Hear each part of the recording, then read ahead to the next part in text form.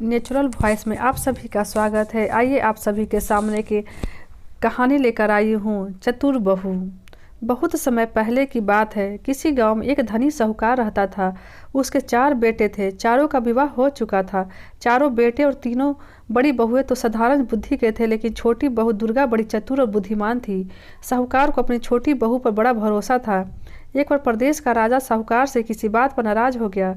उसने साहूकार को उसके परिवार को देश निकालने की सज़ा दे दी और आदेश दिया कि देश छोड़ते समय वे अपने घर से कुछ भी लेकर नहीं जा सकते, सिवाय अपने शरीर पर पहने हुए वस्त्र और आभूषण के।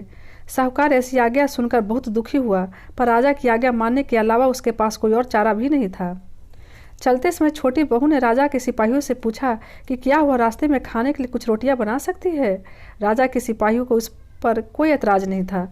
दुर्गा ने जब रोटियों के लिए आटा गूंधा तब आटे में 4 बहुमूल्य माणिक छिपा दिए। फिर उस आटे की रोटियां बनाई, राजा की सिपाहियों को दिखाई।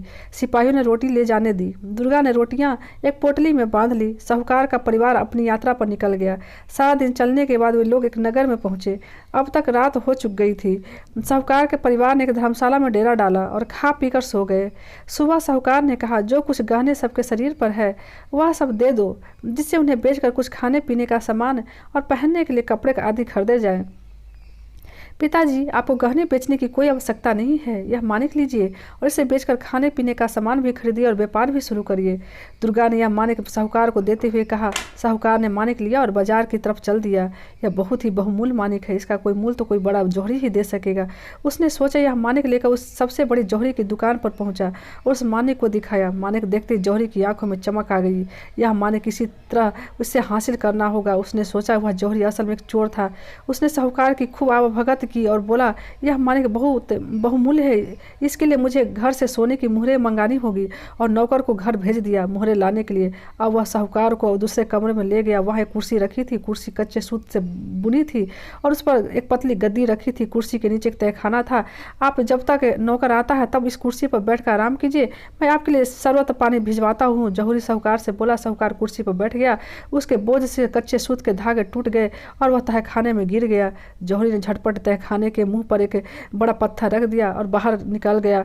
माणिक उसने अपनी तिजोरी में रख दिया। उधर धर्मशाला में बैठा साहूकार का परिवार उसकी प्रतीक्षा करता रहा। जब सुबह तक साहूकार नहीं लौटा तो दुर्गा को चिंता हुई। उसने दूसरे माणिक निकालकर अपने पति को दिया और बोली, आप यह माणिक लेकर जाइए। यदि पिताजी आपकी भेंट हो तो माणिक वापस ले आइएगा, वरना इस माणिक को बेचकर खाने पीने का सामान ले लीजिएगा।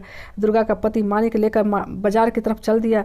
वह भी उसी जौहरी की दुकान पर पहुंचा और उसके साथ भी जौहरी ने वही किया जो उसके पिता के साथ किया था। वह बाप बेटा दोनों तहखाने में कैद हो गए। जब दुर्गा का पति भी सुबह तक नहीं लौटा तो दुर्गा को बहुत चिंता हुई। अब मुझे खुद ही पता लगाना होगा कि इस नगर में मेरे ससुर और पति कहाँ हैं।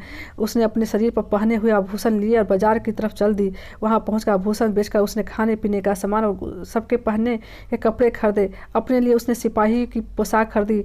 धर्मशाला पहुंचकर उसने खाने पीने का सामान कपड़े परिवार वालों को दिए और यह कहकर कि वह ससुर और पति को खोज में जा रही है वहां से चल दी। उसने सिपाही का भेष बनाया और सीधे राज दरबार पहुंची। उसने हाथ जोड़कर राजा से विनती की कि उसे अपने सिपाहियों में रख ले। राजा ने जब उसे सुंदर युवक को देखा तो सहर्ष उसे सिपाही की नौकरी दे दी। उसे महल के चारों ओर पहरा देने का काम मिला। शेष कहानी भाग 2 में। नेचुरल वॉइस चैनल पर आप इसी तरह बने रहिए, पढ़ते रहिए और आगे बने रहिए। तब तक के लिए धन्यवाद।